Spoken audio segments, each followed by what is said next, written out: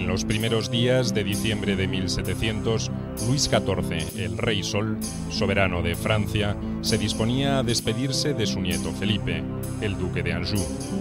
Este emprendería una marcha de 80 días hasta Madrid para ocupar el trono que había dejado vacante a su muerte el rey Carlos II de España. Con tan solo 17 años y con el nombre de Felipe V, el duque de Anjou iba a ceñirse la corona del reino con mayores posesiones territoriales de la época. Con esta sucesión, el gobierno de España dejaba entonces de estar en manos de la dinastía austríaca de los Habsburgo para pasar a la francesa de los Borbones, que gobernará hasta nuestros días.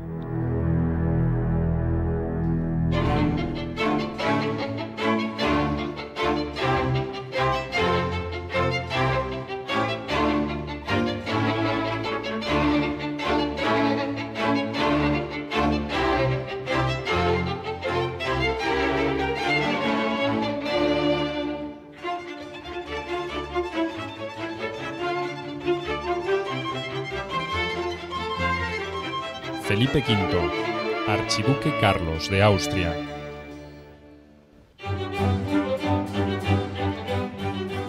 Después de que se diera a conocer la última voluntad del difunto rey Carlos II, nombrando sucesor a Felipe, aires de guerra recorrieron una Europa expectante.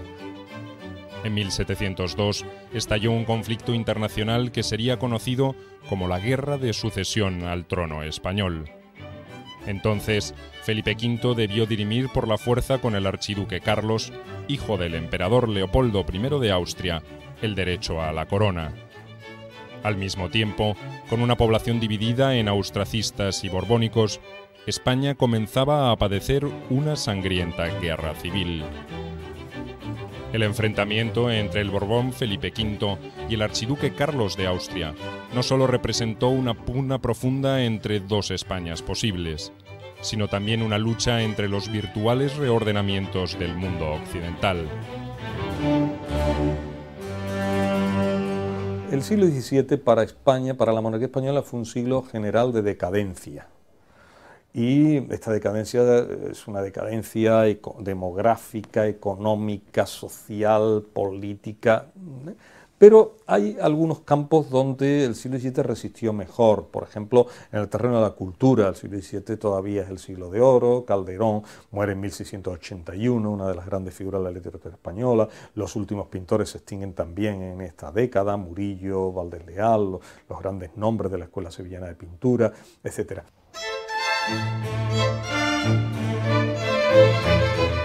En el último de sus testamentos, Carlos II se había pronunciado en favor del duque de Anjou, nieto del rey de Francia, Luis XIV, para la sucesión del trono español. De esta manera, una nueva dinastía, la de los Borbones, tomaba en sus manos los destinos de España.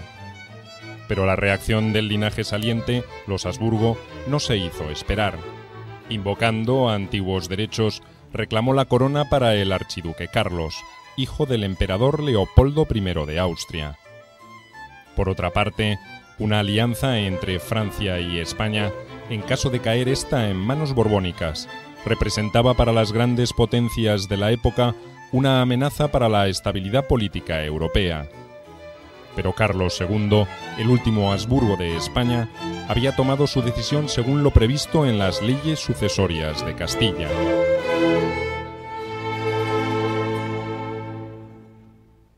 En función de los acuerdos de 1555, evidentemente debía quedar el trono de Madrid en la Casa de Habsburgo.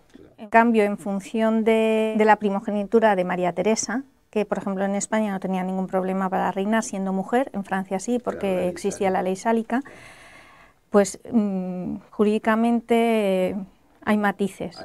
Y jurídicamente también existe el testamento de Carlos II favorable al duque de Anjou. Las potencias europeas consideraban ¿qué potencias? Pues Austria, Holanda e Inglaterra fundamentalmente, a las que luego se añadió Portugal en 1603, claro, veían ese peligro justamente, y entonces empezaron a pensar que podía romperse el equilibrio europeo si Francia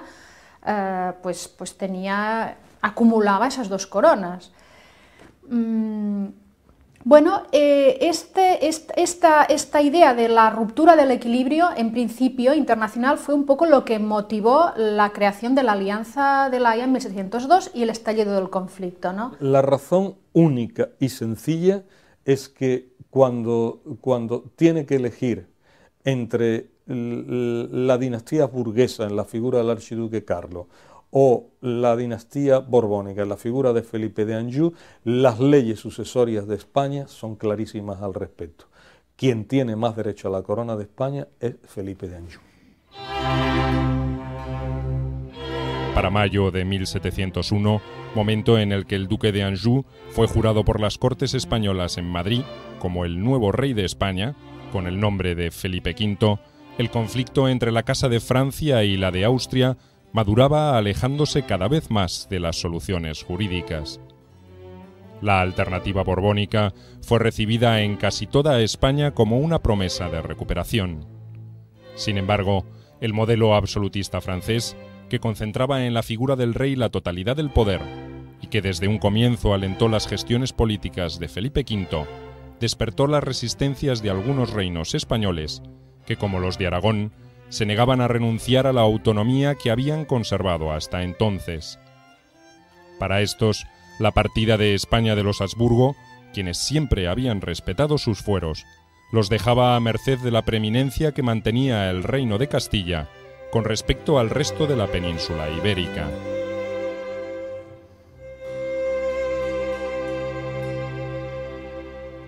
Los españoles sí sabían de la cultura francesa, una cultura de gobierno más centralista, más centralizador, y que otorgaba más poder en las distintas instancias a los reyes.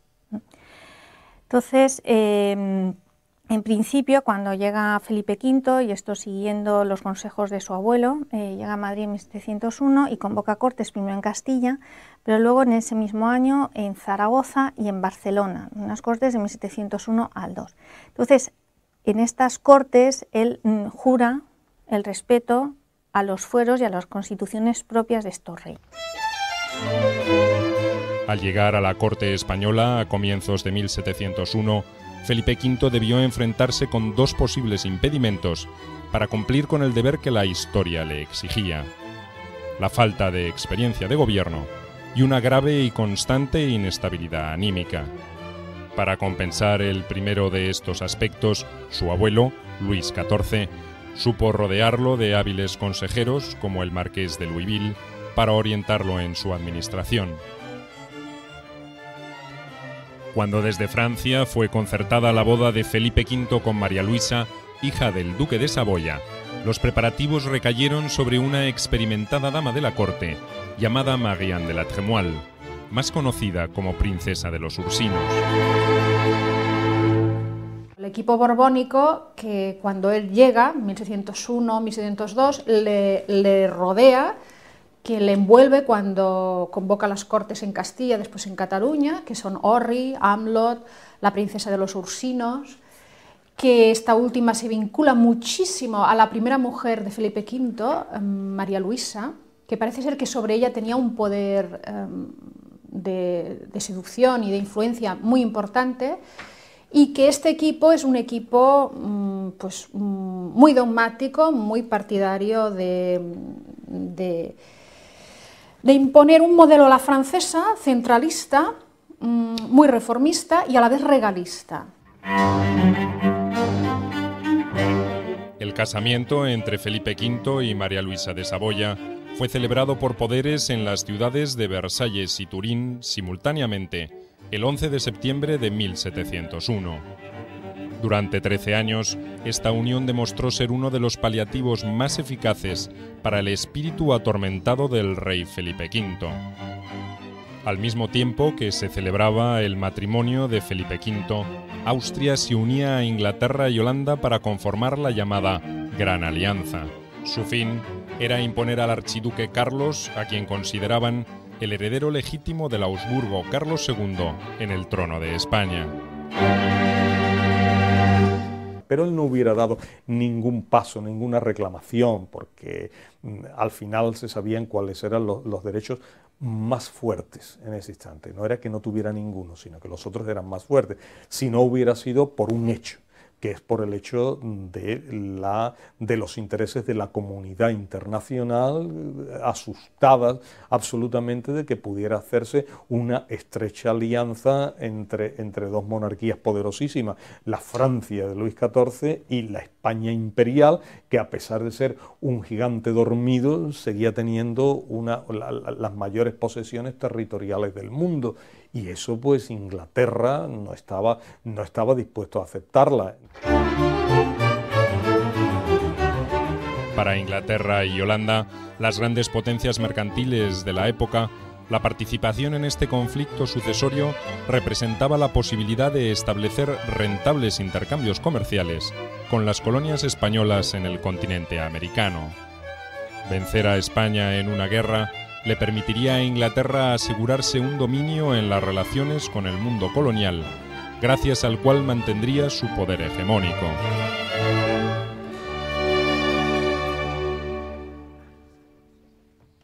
Consigue el apoyo de Austria y forman pues lo que se llama la Gran Alianza de la Haya. Esta Gran Alianza de la Haya toman como bandera los derechos del archiduque, esencialmente de un modo cínico, pues para evitar que se forme un gigantesco bloque que pone en peligro su hegemonía. En definitiva, es una cuestión de poderes políticos, de supremacía política. No hay que olvidar que la guerra de sucesión, particularmente con los intereses europeos involucrados en ella, no se entiende sin América.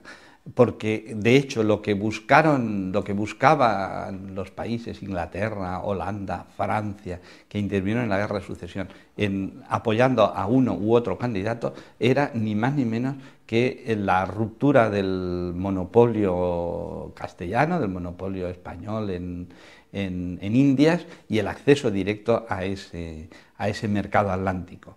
O sea, América fue siempre el objeto principal de deseo por parte de los países aliados, mucho más que la participación directa en la monarquía de España. Poco después de que Felipe V asumiera el trono español, Luis XIV decidió tomar precauciones para una guerra que parecía inminente. Sabía que la unión política entre Francia y España no sería fácilmente tolerada por Austria y el resto de las potencias europeas. A lo largo de 1701, el rey de Francia dispuso el desplazamiento de sus ejércitos a diversos puntos del continente. La ocupación, entre otras, de la región de Flandes se constituía en una amenaza para Holanda. Además, estableció acuerdos políticos y comerciales contrarios a los intereses de la monarquía inglesa. Las maniobras de Luis XIV no hicieron más que acelerar la conformación de la Gran Alianza en favor del archiduque Carlos de Austria. El archiduque Carlos, por su propia formación política que procede de Viena, y Viena está formada también por una integración de territorios diferentes, con leyes distintas y ordenamientos jurídicos diferentes, en principio garantizaba más la conservación del sistema político de la monarquía hispánica que Felipe V. Entonces, esto queda planteado casi inmediatamente en cuanto estalla el conflicto a nivel interno.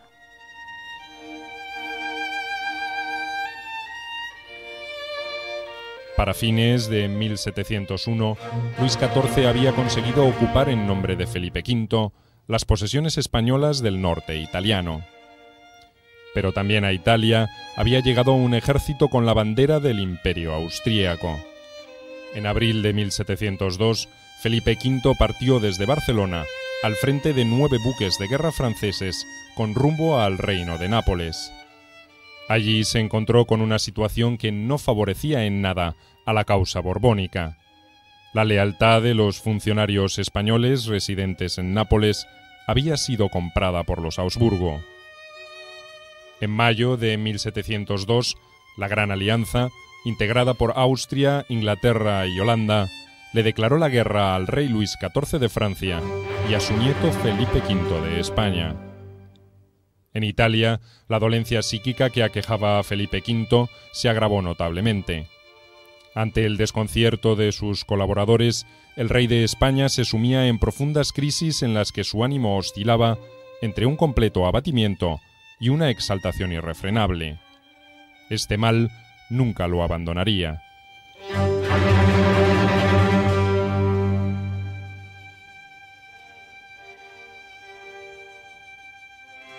Tras 2 semanas en la ciudad italiana de Milán, Felipe V partió al frente de guerra. Con 18 años, marchaba a participar en su primera campaña militar. Después de unir sus fuerzas a las del duque de Vendôme, uno de los experimentados generales franceses, combatió en la batalla de Santa Vittoria, en la que resultaron vencidos los ejércitos de la Gran Alianza. Poco después, en agosto de 1702, Felipe V consiguió una nueva victoria en la batalla de Luzzara.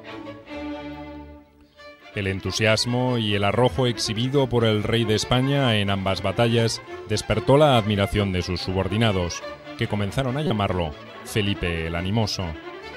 Al igual que el amor por su esposa María Luisa de Saboya, la guerra parecía ejercer un efecto curativo sobre el ánimo de Felipe V. Al año siguiente del inicio del conflicto por la sucesión del trono español, los borbónicos perdieron el apoyo de Portugal y de Saboya, con el que habían contado desde un principio. Con el desarrollo de la contienda, Inglaterra conseguía a cada paso mejorar su posición, con acuerdos comerciales y militares favorables a sus intereses hegemónicos. Un tratado con el reino lusitano le abrió las puertas del mercado brasileño. Con la ocupación de Gibraltar, ganó una plaza estratégica en el extremo sur de la península ibérica. A mediados de 1704, un contingente militar, compuesto principalmente por ingleses y holandeses, al mando del archiduque Carlos de Austria, intentó infructuosamente invadir España a través de Portugal en 2 oportunidades. Los territorios de Castilla eran en su mayoría borbónicos. Esta realidad obligó al archiduque Carlos a replantear sus estrategias. Finalmente, en 1705, las fuerzas de la Gran Alianza lograron penetrar en territorio español a través de Barcelona.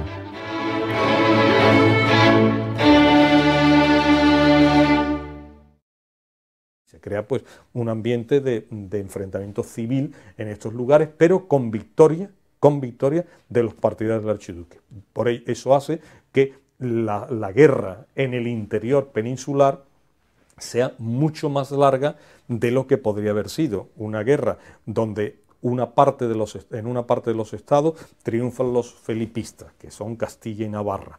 Otra parte de los estados donde triunfan los austracistas, que son los 4 estados de la Corona de Aragón, hace que se produzca una división política grave con unas consecuencias militares también graves. Si además estos países están apoyados por unos ejércitos poderosos como es el ejército anglo-austriaco-holandés, pues esto tiene como consecuencia la prolongación de la guerra hasta la victoria final de Felipe V, ¿no?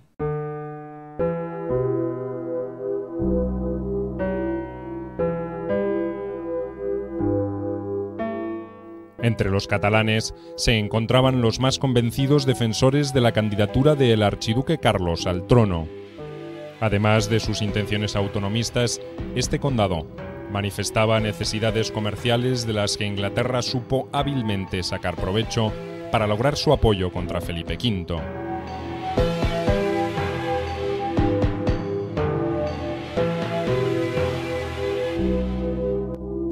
El compromiso de Inglaterra es esa protección hacia Cataluña, a mandar la armada inglesa, la flota inglesa, que por fin llega en verano de 1705 y que efectivamente a finales de verano y especialmente en octubre supone la llegada de la armada el que los borbónicos y el virrey Velasco borbónico pues tengan que marcharse, y se produce de hecho el primer exilio de la guerra, que es el exilio borbónico hacia los otros territorios españoles, ¿no?, de España.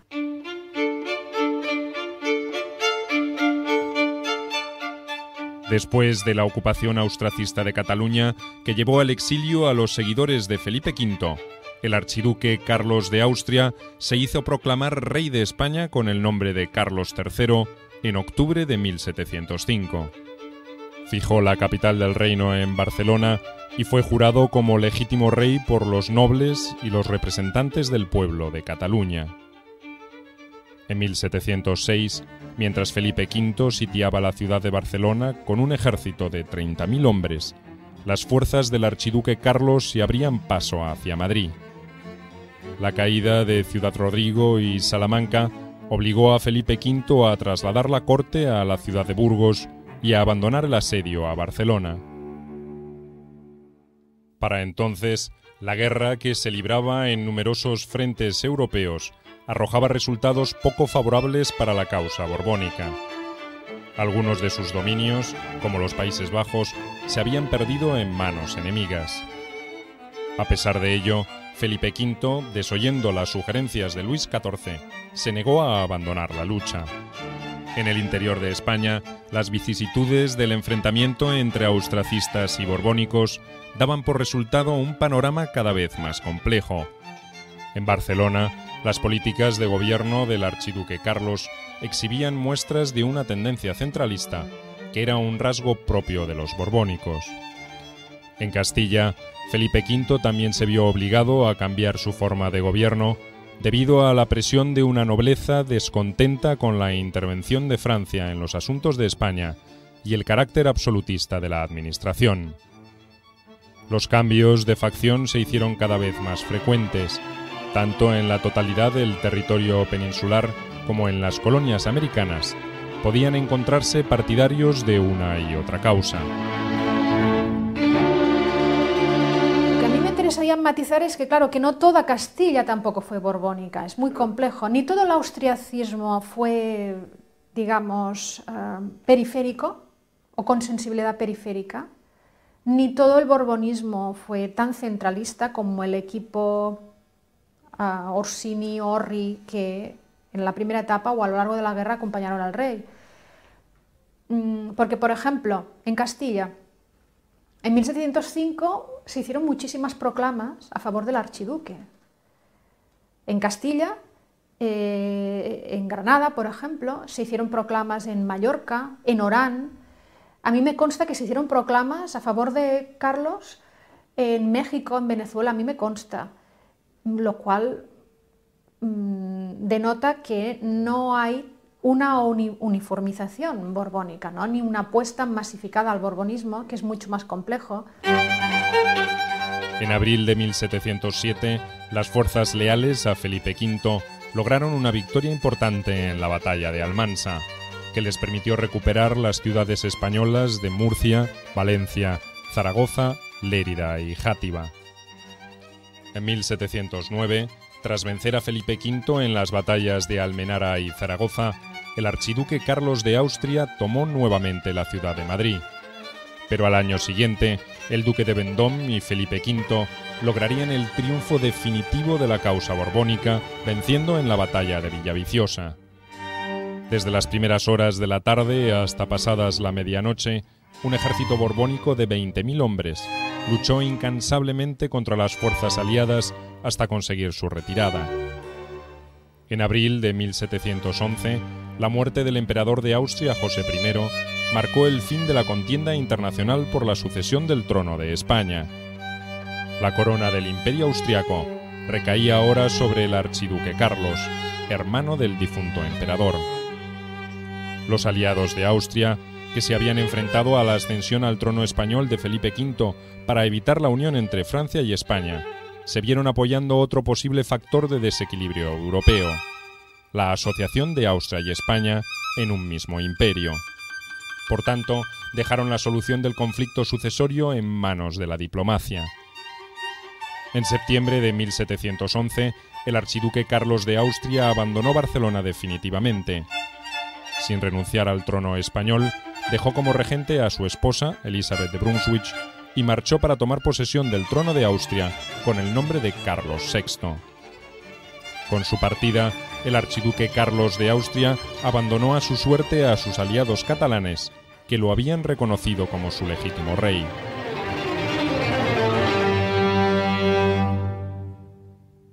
El caso de los catalanes es un caso efectivamente de depositar toda su ilusión, toda su confianza en un rey, el archiduque Carlos, al que llamaron incluso Carlos III, y cómo ese rey tiene la oportunidad de ser emperador y sin alternativa ninguna posible deja totalmente en el aire las ilusiones, las expectativas del rey que les tenía que haber garantizado las constituciones, el rey que tenía que haber garantizado la continuidad del modelo político por el que apostaban, que defendían esos catalanes. Y por lo tanto, la primera evidencia es la frustración catalana. La frustración y la manipulación, de hecho, de sus intereses por parte de, no solo del archiduque Carlos, sino también Inglaterra. En agosto de 1712 fue declarado el cese de hostilidades entre Inglaterra, Holanda, Portugal, Francia y España. En abril de 1713, la firma del Tratado de Utrecht determinó oficialmente el fin de la Guerra de Sucesión. Por medio de este acuerdo, se reconocía la legitimidad de Felipe V como rey de España.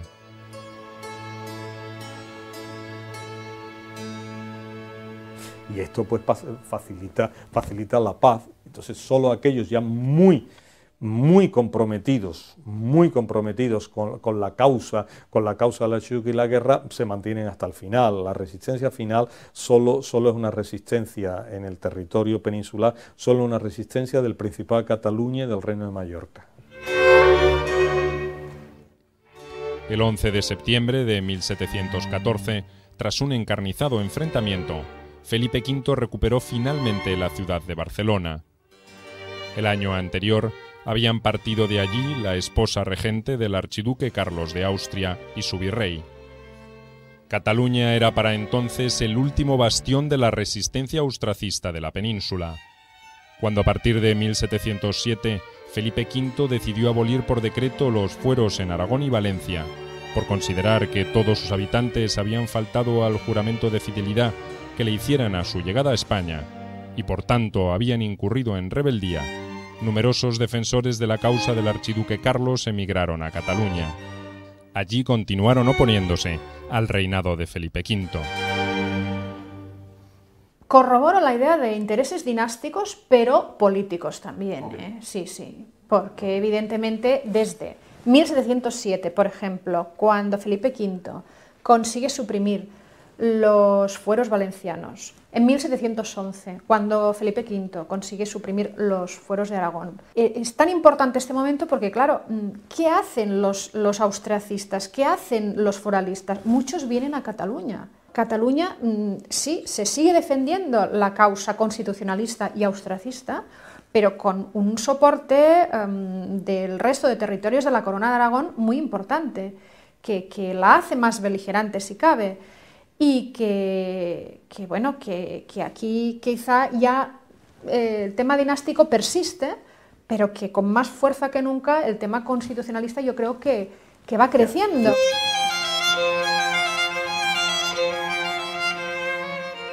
Como había hecho anteriormente con los territorios españoles que durante la Guerra de Sucesión habían optado por seguir al archiduque Carlos de Austria, Felipe V determinó la abolición de los fueros en Cataluña.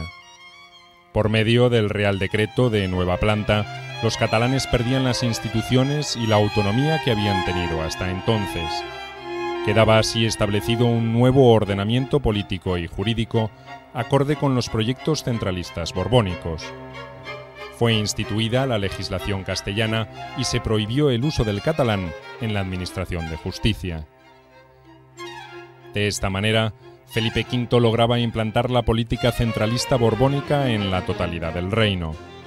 Cataluña, sin embargo, mantendría vivas sus aspiraciones autonomistas durante mucho tiempo.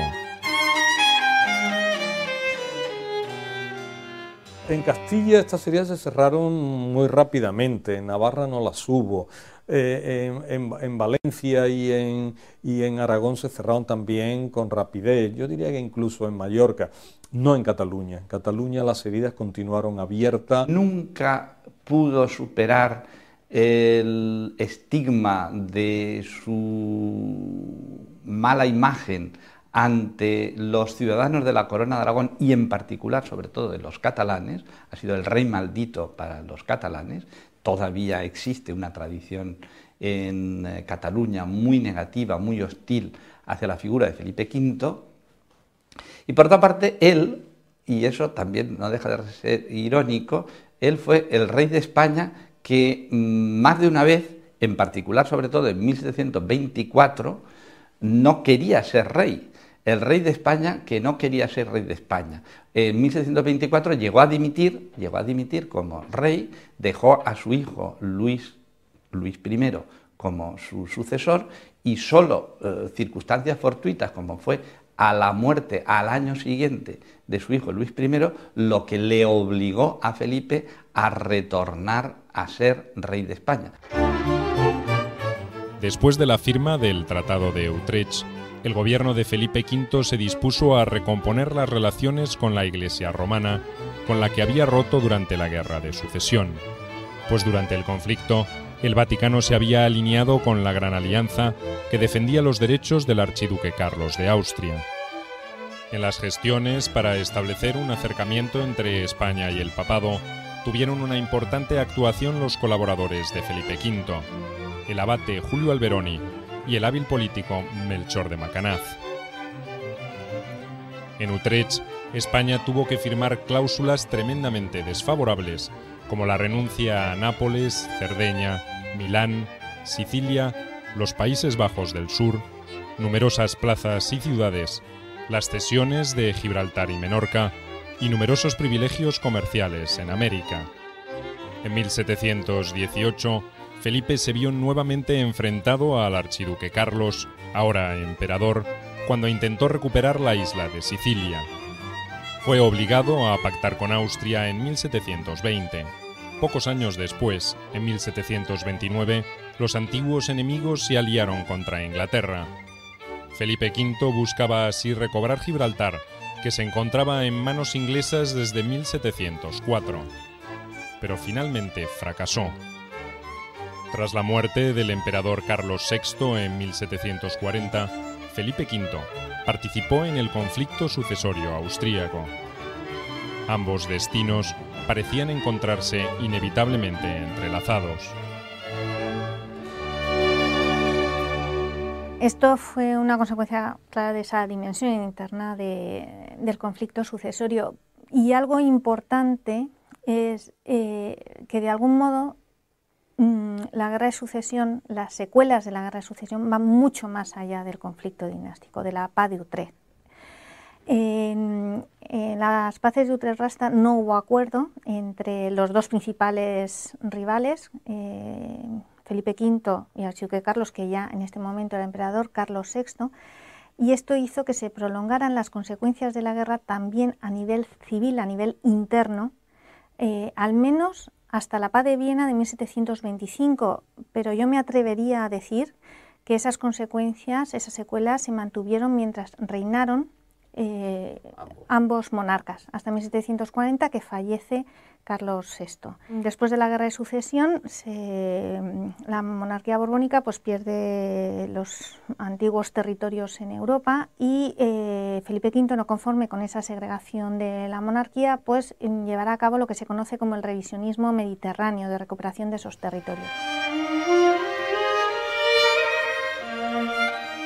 Hasta su muerte en 1746, Felipe V debió enfrentarse con la estela de rebeldía que las pretensiones del archiduque Carlos de Austria habían dejado a su paso por la península ibérica. Desde el exterior del reino, todos aquellos que ansiaban un regreso a la España de los Habsburgo mantenían con vida sus sueños conspirativos contra la monarquía borbónica. Uno de los fenómenos fundamentales que sostuvieron la resistencia a los Borbones fue el exilio austracista. Durante y después del conflicto, salieron de España casi 50.000 partidarios del archiduque, que se establecieron en Italia y en Viena. No solo fueron catalanes, sino también muchos aragoneses y castellanos que vieron confiscados sus bienes. En cuanto a Carlos, pues recibe de algún modo pues, la herencia propia de los Habsburgo, fue también un gran mecenas, una gran sensibilidad artística que unió a su constante reivindicación de la herencia española, y en su época pues, fue la de mayor esplendor del arte barroco en Viena, ¿no? Y sí que existen ciertos paralelismos en ambas personalidades, pues también le gustaba la caza y era un gran amante de la música. De hecho convirtió a Barcelona en la primera ciudad que se representó con regularidad la ópera italiana. Siempre tuvo muy clara esa referencia o ese deseo por haber heredado la monarquía española. A comienzos del siglo XVIII, la opción por una España borbónica o austracista llevó a la luz un profundo dilema histórico. Felipe V y su rival, el archiduque Carlos de Austria, fueron quienes debieron dirimirlo, más allá de los límites impuestos por sus propias voluntades. El uno fue un emperador que hubiera querido ser rey de España y que no pudo ser, y Felipe V fue rey de España, ganó la guerra y, sin embargo, sobre todo por una serie de problemas depresivos, psicopatológicos tremendos que tuvo a lo largo de toda su vida, más de una vez estuvo tentado de dejar la corona en otras manos, en un caso concreto, ya digo, en manos de su hijo, pero arrastró siempre una depresión por la cual se puede decir que él gobernó muy poco, gobernó efectivamente muy poco, estuvo siempre en manos de sus mujeres y de una serie de ministros que fueron los que tuvieron realmente un protagonismo político durante su reinado. Esta es la gran paradoja, la gran contradicción de estas dos personalidades. Los reinados de Felipe V y el archiduque Carlos pudieron medirse por décadas. 45 años duró el de Felipe V en España y 30 el de Carlos VI en el Imperio Austríaco. A pesar de la disparidad de sus vidas y de sus deseos de gobernar en una tierra extranjera, por cuyas costumbres se vieron afectados en distinto modo, ambos lucharon con el mismo ímpetu por sus derechos al trono. Tanto Felipe V como el archiduque Carlos de Austria dejaron una huella imborrable en la historia y en la cultura de España.